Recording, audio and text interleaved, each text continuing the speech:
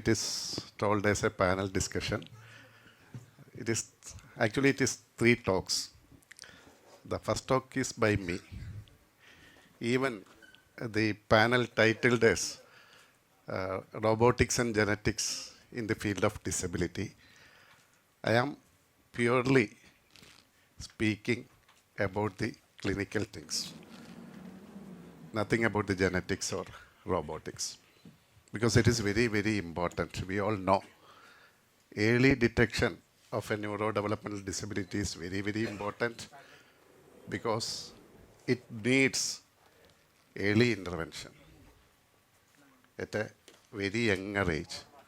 So it should be detected as early as possible. As Dr. Ashil mentioned about the importance of the technology,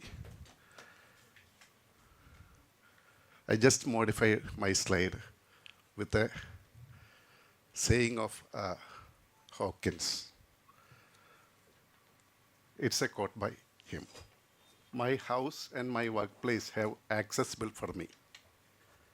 Computer experts have supported me with an assisted communication system and speech synthesizer which allow me to compose lectures and papers and to communicate with the different audiences. But I realize the second para is more important. But I realize that I am very lucky in many ways. My success in the theoretical physics has ensured that I am supported to live a worthwhile life. It is very clear that the majority of people with disabilities in the world have an extremely difficult time with everyday survival, let alone productive employment and personal fulfillment. ഇപ്പോൾ തണലില പോലെയുള്ള N G ഒസിൻ്റെ ഒരു role അവിടെയാണ്. ഇപ്പോൾ ഇന്ത്യയിൽ തന്നെ ഒരു robotic system ഇവിടുത്തെ സാധാരണക്കാരന് കൂടി പ്രാപ്യമാക്കുക എന്നൊരു ലക്ഷ്യത്തോടു കൂടിയാണ് ഇത്തരമൊരു പ്രോഗ്രാം സംഘടിപ്പിച്ചതിന് തളലിനെയും ഇന്ത്യൻ അക്കാഡമി ഓഫ് പീഡിയാട്രിക്സിനെയും ഞാൻ വളരെ ഹൃദയപൂർവ്വം അഭിനന്ദിക്കുകയാണ്. കാരണം ഇത്തരമൊരു ഓഡിയൻസ്, ഡോക്ടേഴ്സും ഈ മേഖലയിൽ പണിയെടുക്കുന്ന മറ്റു പ്രൊഫഷണലുകളും ഒന്നായിട്ടിരിക്കുക എന്നുള്ളത് അത് എന്തു തന്നെ ആയാലും ഒരു ഏറ്റവും സ്വാഗതം ചെയ്യപ്പെടേണ്ട ഒരു മൂവാണ്.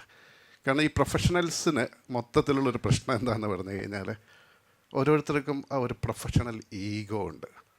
ആ ഈഗോ അലിഞ്ഞില്ലാതാവുമ്പോഴാണ് ടീമായിട്ട് മാറുന്നത്. അപ്പോൾ ഇത്തരം സംരംഭങ്ങൾ അത്തരം ഒരു ടീം വർക്കിനെ പ്രോത്സാഹിപ്പിക്കുമെന്ന് ഞാൻ ആത്മാർത്ഥമായും കരുതുന്നു. കാരണം ഡിസബിലിറ്റി അതൊരു ടീം വർക്ക് ആവശ്യപ്പെടുന്ന മേഖലയാണ്. ടീം വർക്ക് അല്ലാതെ ഡിസബിലിറ്റിയിൽ നമുക്ക് മുന്നോട്ട് പോകാൻ കഴിയില്ല. ഒപ്പം തന്നെ പിന്നെ സിംഗിൾ, ഞാൻ പലപ്പോഴും പറയാറുണ്ട്, നമ്മളിപ്പോൾ ഒറ്റയ്ക്ക് വർക്ക് ചെയ്യുന്ന ഒരു പ്രൊഫഷണലാണെങ്കിലും അദ്ദേഹത്തിന് ഒരു ടീം ഉണ്ടാക്കാം, പാരലായിട്ടൊരു ടീം ഉണ്ടാക്കാം. എന്ന് പറഞ്ഞു കഴിഞ്ഞാൽ ഞാനൊരു സ്പീച്ച് തെറാപ്പിസ്റ്റ് ആയിരിക്കും, അല്ലെങ്കിൽ ഫിസിയോതെറാപ്പിസ്റ്റ് ആയിരിക്കും. എൻ്റെ മേഖലയ്ക്ക് അപ്പുറമുള്ള കാര്യങ്ങൾ വേറൊരാൾക്ക് സ്ഥിരമായിട്ട് കൊടുക്കുക. കാരണം അങ്ങനെ കൊടുക്കുമ്പോൾ മാത്രമേ ആ കുട്ടിക്ക് എല്ലാ പ്രൊഫഷണൽസിൻ്റെയും പ്രയോജനം ലഭിക്കും. നമുക്ക് പൊതുവെ ഡോക്ടേഴ്സിനുള്ളൊരു കുഴപ്പമാണ്, നമുക്ക് എല്ലാം അറിയാം അല്ലേ. പക്ഷെ നമ്മുടെ അറിവുകളേക്കാളേറെ നമുക്ക് അറിവില്ലായ്മകളുണ്ട് എന്ന് നമ്മളെ ബോധ്യപ്പെടുത്തുന്ന ഒരു മേഖലയാണ് പലപ്പോഴും ഡിസബിലിറ്റി. കാരണം അത്രയും വലിയൊരു മൾട്ടി ഡിസിപ്ലിനറി അപ്രോച്ച് അതിൽ ആവശ്യമാണ്. സെർബ്രൽ പാൾസി ആൻഡ് റിലേറ്റഡ് അസുഖങ്ങൾ അല്ലേ, അതിലിപ്പോൾ ഡൈപ്ലീജി ആണെങ്കിൽ ഇൻ്റലക്ച്വൽ ഡിസബിലിറ്റി ഒന്നും ഉണ്ടാവാൻ സാധ്യത വളരെ കുറവാണ് അല്ലേ. നമ്മളെ വർക്കിന് ഒരുപാട് റോള് കിട്ടും. പലപ്പോഴും മോട്ടോർ ക്രിപ്ലിംഗ് മാത്രമായിരിക്കും അവരുടെ പ്രശ്നം അല്ലേ. അത് ഇന്നത്തെ ഒരു നേരത്തെ കണ്ടുപിടിച്ച് നേരത്തെ തന്നെ ഫിസിയോവും അതുപോലെ തന്നെ ഒക്യുപേഷണൽ തെറാപ്പിയും അസിസ്റ്റഡ് ലിവിങ് കാര്യങ്ങളൊക്കെ സപ്പോർട്ട് ഒരുപാട് ഉപകരണങ്ങൾ ഇപ്പോൾ വന്നു അല്ലേ. വന്നാൽ ഏറ്റവും പ്രൊഡക്റ്റീവായിട്ട് പോകാവുന്ന ഒരു സെർബ്രൽ പാൾസിയാണ് ഡൈപ്ലീജിയ. ക്വാഡ്രിപ്ലീജിയ ഒരുപാട് ഇഷ്യൂസ് ഉണ്ടാകാം. എല്ലാ പ്രൊഫഷണൽസിൻ്റെയും റോള് അല്ലെങ്കിൽ ആവശ്യമുള്ളൊരു ഗ്രൂപ്പാണ് ക്വാഡ്രിപ്ലീജിയ.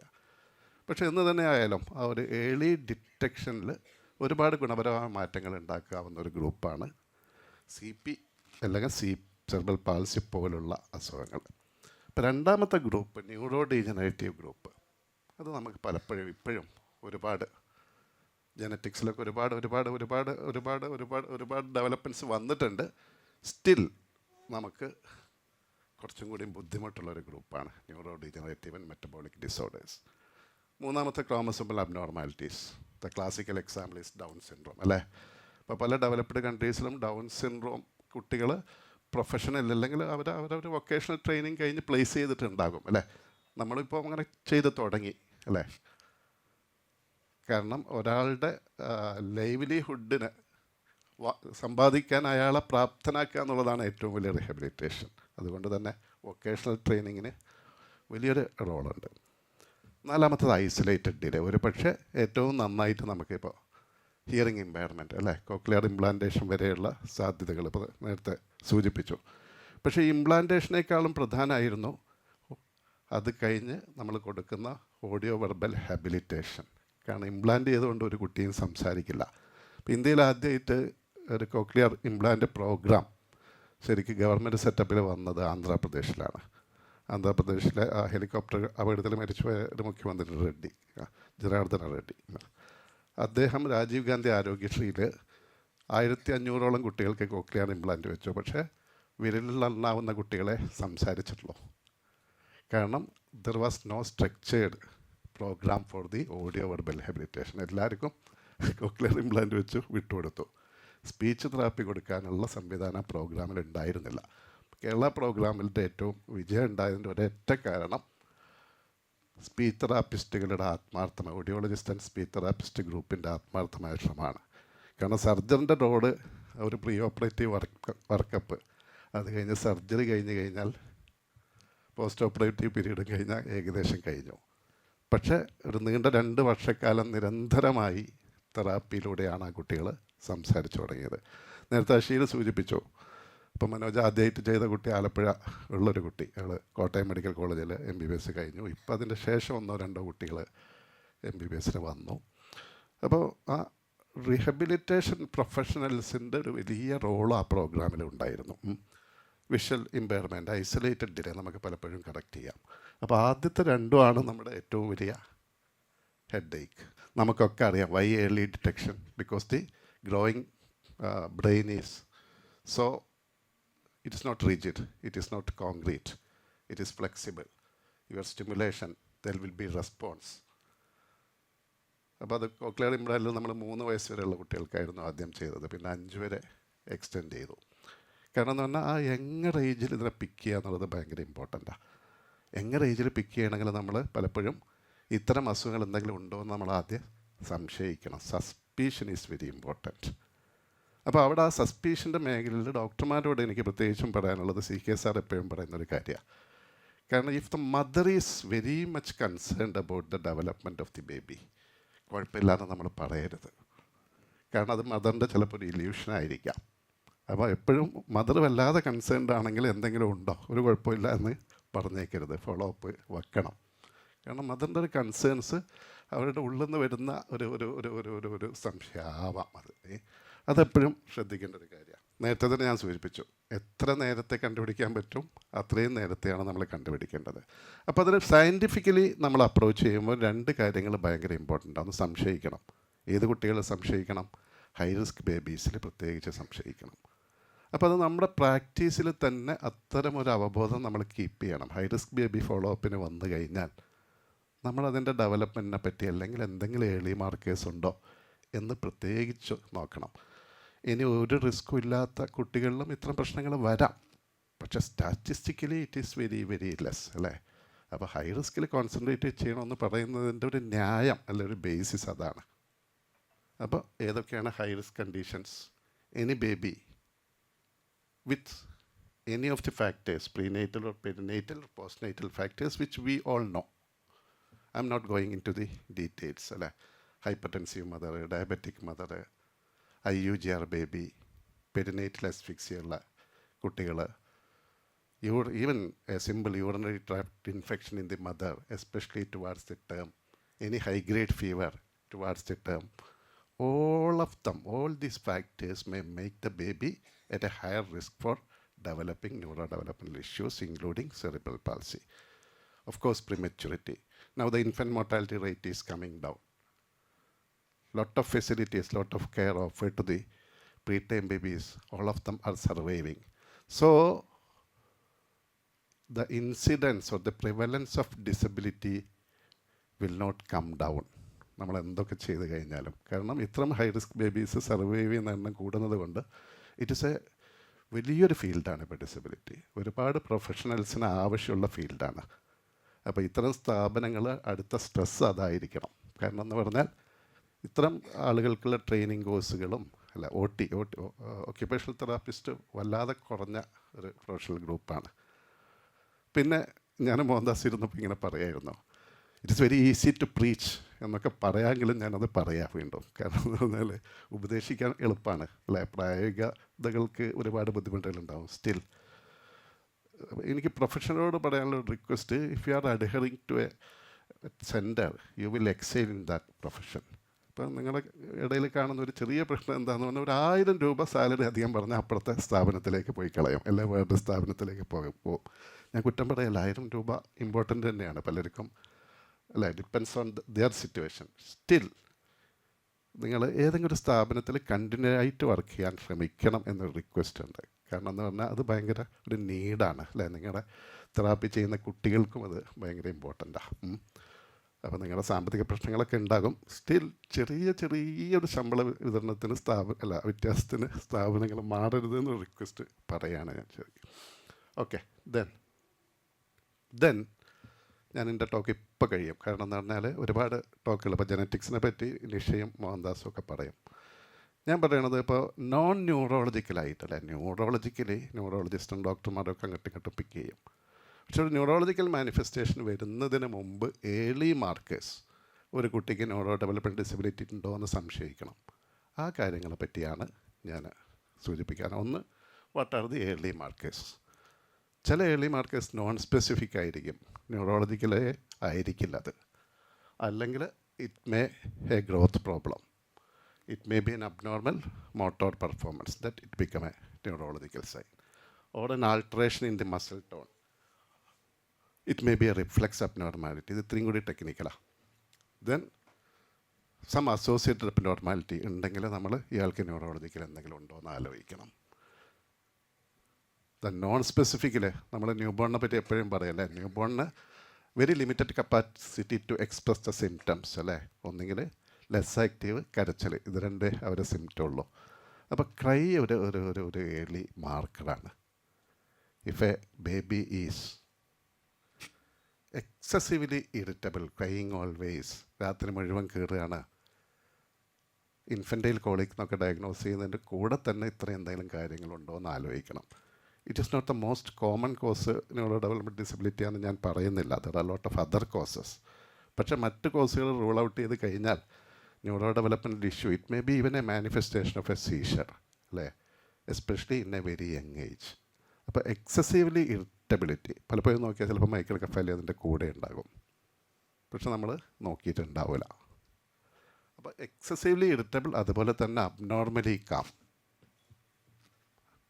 ഹൈപ്പോതൈറോയിഡ്സ് ആവാം, അല്ലെങ്കിൽ എന്തെങ്കിലും ന്യൂറോ ഡെവലപ്മെൻറ്റ് ഇഷ്യൂസ് ആയി. എൻ്റെ കുട്ടീനെ കൊണ്ട് ഒരു കുഴപ്പമില്ല എന്ന് മദർ പറയാമെന്ന് വെച്ചാൽ കുട്ടിക്ക് എന്തോ കുഴപ്പമുണ്ടോ നോക്കണം. എപ്പോഴും ഉറങ്ങിക്കൊള്ളും എന്ന് പറഞ്ഞാൽ കുട്ടിക്ക് എന്തോ കുഴപ്പമുണ്ടോ നോക്കണം. Then the other thing is a feeding അല്ലേ, lot of feeding issues may be an early marker of a neuro developmental issue. Poor sucking, tongue retraction, persistent bite, that is called tonic bite. Every mother will tell, my baby, it is difficult to, occasionally my baby bites the nipple. അതെല്ലാ മദേഴ്സും പറയും, ഇടയ്ക്കൊക്കെ മുല കടിച്ചു പിടിക്കുന്ന ഒന്ന്, nipple എടുക്കാൻ സമ്മതിക്കൂലാണ്. പക്ഷേ if it is persistent one, it may be an early feature of spasticity. The baby may have a spastic cerebral palsy, a persistent tonic bite. Then at another is tongue thrust. Every baby will try to pull out the nipple from the mouth after feeding. But a baby is persistently doing that. That is called a tongue thrust. നാവുകൊണ്ടിങ്ങനെ nipple പുറത്തേക്ക് തള്ളുന്നുണ്ടെങ്കിൽ, persistently ചെയ്യുന്നുണ്ടെങ്കിൽ, it may be an early feature of an extra pyramidal cerebral palsy.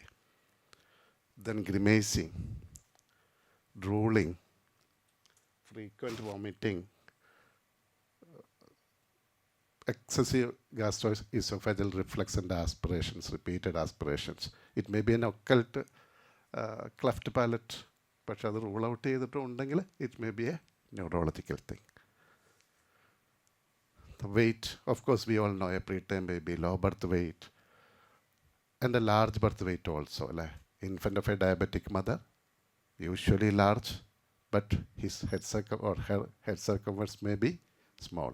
Like all the organs of a newborn delivered to diabetic mother will be large, maybe hypertrophied, except brain and renal cortex.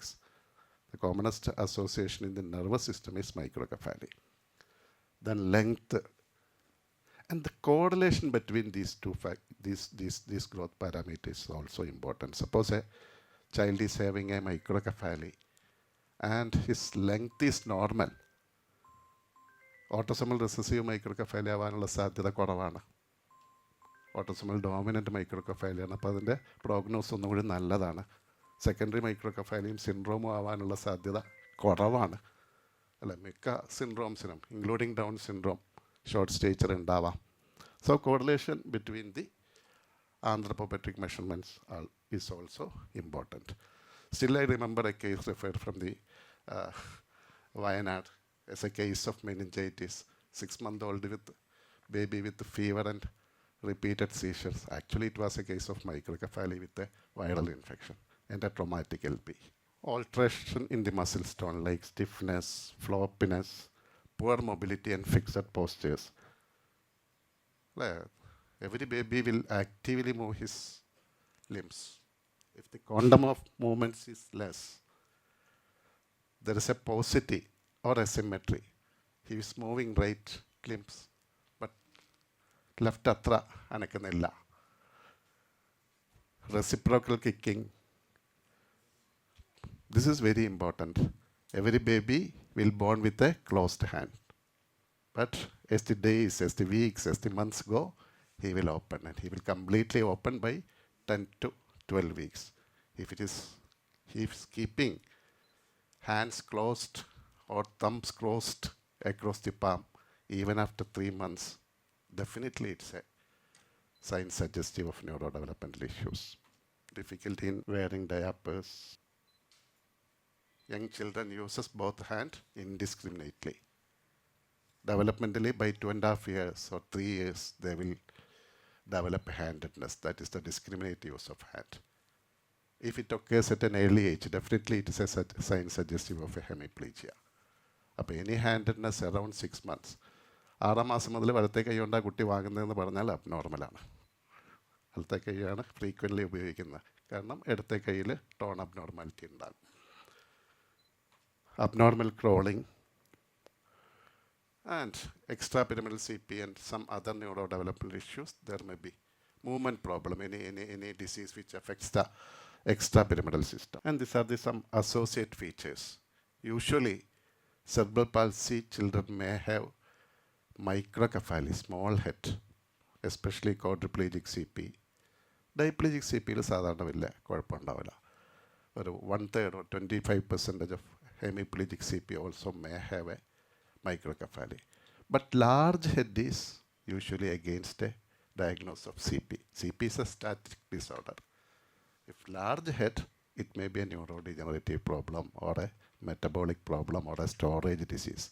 Large head is sadharana cerebral palsy ഉണ്ടാവില്ല. So the size of the head, associated symptoms, even a neurologically abnormal child, baby may be constipated. So the associated symptoms also suggest a neurodevelopmental abnormalities. 3 months is very, very important. If there is no social smile even after 3 months, it suggests global development delay. 5 വയസ്സ് കഴിഞ്ഞാൽ നമ്മൾ intellectual disability എന്ന് പറയും. And if there is no eye contact with 3 months ആയിട്ടും, the baby is not making ആ കുട്ടിക്ക് എന്തോ ഒരു ന്യൂറോ ഡെവലപ്മെൻറ്റ് ഇഷ്യൂ ഉണ്ട്. Persistent skin after 2 months, no started to sound. പക്ഷേ ഇപ്പോൾ നമുക്ക് സ്ക്രീനിങ് പ്രോഗ്രാംസ് ഉണ്ട് അല്ലേ, OAE വെച്ചിട്ട് എല്ലാ ബേബീസിനെയും നമ്മൾ സ്ക്രീൻ ചെയ്യുന്നുണ്ട്. ഏറ്റവും വലിയ ഒരു ഇൻ്റർവെൻഷനാണ്. ആക്ച്വലി ഗവൺമെൻറ് ഒരുപാട് ഇൻ്റർവെൻഷൻസ് കൊണ്ടുവന്നത് ആ കോക്ലിയർ ഇംപ്ലാന്റേഷൻ്റെ ശേഷമാണ്. The success of the cochlear implantation program led to neonatal hearing screening program even in public sector now from 2014 onwards, district early intervention center. All of them were the result of that cochlear implantation program. And cortical thumb, 3 months കൈപൂട്ടി വെച്ചിട്ടുണ്ടെങ്കിൽ ചിരിക്കുന്നില്ലെങ്കിൽ ആ കുട്ടിക്ക് എന്തോ abnormality. അപ്പോൾ 3 months is a very critical age. Then അമ്മയോട് പറയുമ്പോൾ നമ്മളെപ്പോഴും ശ്രദ്ധിക്കണം, ഇതൊക്കെ ആണെങ്കിലും അല്ലേ. നമ്മുടെ ഒരു ചെറിയ പ്രശ്നം അതാണ്, ദ കമ്മ്യൂണിക്കേഷൻ. അതിനി ഒരുപാട് ഇമ്പ്രൂവ് ചെയ്യേണ്ടതുണ്ട് ഈ മേഖലയിലും എല്ലാ മേഖലയിലും. അപ്പോൾ ഒരു വേർഡ് ഓഫ് കോഷൻ ഈസ്, ഇത് ഭയങ്കര important. Since control of movement does not occur until late infancy, diagnosis may not be confirmed until after. ഒരു 6 months ഒക്കെ ആകുമ്പോൾ കുറേയും കൂടി നമുക്ക് സോളിഡായ സയൻസൊക്കെ കിട്ടുക അല്ലേ. പിന്നെ ഇപ്പോൾ ഇൻവെസ്റ്റിഗേഷൻ്റെ ഒരു കാലമാണ്, എന്തിനും ഏതിനും നേരെ ഇൻവെസ്റ്റിഗേഷൻ എഴുതുക എന്നുള്ളത് അല്ലേ. ഇൻവെസ്റ്റിഗേഷനിൽ ഒരുപാട് റാഷണൽസ് ഡെവലപ്പ് ചെയ്യേണ്ടതുണ്ട്. കാരണം എന്ന് പറഞ്ഞാൽ ഇപ്പോൾ CT ഒക്കെ എടുക്കുമ്പോൾ ഒരുപാട് റേഡിയേഷൻ ഉണ്ട്. ഒരു യങ്ങർ ഏജിൽ അത്രയും റേഡിയേഷനെ കുട്ടിയെ സബ്ജക്റ്റ് ചെയ്യണമെന്ന് ആലോചിക്കണം. അപ്പോൾ ഒരു 6 months ആവുന്നവരെയൊക്കെ ചെറിയ പ്രശ്നം കാണുന്നുണ്ട്, നമുക്കൊരു തെറാപ്പിയൊക്കെ ചെയ്താൽ ഇമ്പ്രൂവ് ചെയ്യും. തെറാപ്പി ചെയ്താൽ ഇമ്പ്രൂവ് ചെയ്യുകയും ചെയ്യും. കാരണം brain is not reached at that age. Your early stimulation and early intervention definitely will work on the brain, will improve the child's condition. Brain has enormous capacity to develop and to form newer synapses, especially in response to early stimulation. And അപ്പോൾ അമ്മയോട് പറയുമ്പോൾ ഇത്രയും കൂടി എമ്പത്തറ്റിക്കായിട്ട് കാര്യങ്ങൾ പറയാം, ആ ഏജിൽ എന്തെങ്കിലും ഡൗട്ട് ഉണ്ടെങ്കിൽ. അല്ലാതെ നിങ്ങളുടെ കുട്ടിക്ക് സെർബൽ പാൾസി ഉണ്ടാവാൻ സാധ്യതയുണ്ട് എന്ന് പറയേണ്ടതില്ല. നിങ്ങളുടെ കുട്ടിയുടെ കഴുത്ത് അല്ലെങ്കിൽ ചിരി ഇല്ല, നമുക്കത് തെറാപ്പിയൊക്കെ കൊടുത്ത് നോക്കാം, ഇറ്റ് മിക്കവാറും ഇമ്പ്രൂവ് ചെയ്യും എന്ന് പറയുകയായിരിക്കും കൂടുതൽ നല്ലത്. നമ്മൾ ഫാൾസ് ഹോപ്പ് കൊടുക്കണമെന്നല്ല, ചില കണ്ടീഷൻസ് നമ്മൾ കുറച്ചും കൂടി റുട്ടീനിലാണ് ഞാൻ പറഞ്ഞത്. Okay. Then the most important message is it is a team work. അപ്പോൾ ഡോക്ടേഴ്സും അത് മനസ്സിലാക്കണം, പ്രൊഫഷണൽസും അത് മനസ്സിലാക്കണം. Don't do the blame exercise. അപസ്മാരത്തിൻ്റെ മരുന്ന് കൊടുക്കുന്നതുകൊണ്ടാണ് കുട്ടി തെറാപ്പിക്ക് ഉറങ്ങണത് അല്ലേ. തെറാപ്പിനേക്കാളും പ്രധാനം അപസ്മാരം കൺട്രോൾ ചെയ്യലാണ്. ഇതങ്ങോട്ടും ഇങ്ങോട്ടും പറയാം. നേരെ മറിച്ച് ഡോക്ടറോടൊന്ന് സംസാരിക്കുക. ചിലപ്പോൾ ആ ഡ്രഗിൻ്റെ സമയം ഒന്ന് അങ്ങോട്ടും ഇങ്ങോട്ടും മാറ്റിയാൽ തന്നെ ഈ സ്ലീപ്പ് തെറാപ്പി സെഷൻ നമുക്കത് വെച്ചിട്ട് ക്രമീകരിക്കാം. അതാണ് ടീം വർക്ക്. ഇവരൊക്കെ ആവശ്യമാണ്. പീഡിയാട്രീഷ്യൻസ് എപ്പോഴും ആ ഹൈ റിസ്ക് കൺസെപ്റ്റും അതിൻ്റെ ഒരു ഫോളോ അപ്പും ആലോചിക്കണം. എല്ലാവരും ഏർലി മാർക്കേഴ്സിനെ പറ്റി അവെയർ ആവണം. അപ്പം I didn't mention anything about the genetics or the robotics. Still the common sense, the simple things are very, very important in any field. I try to convey some of them. Thank you for a patient hearing.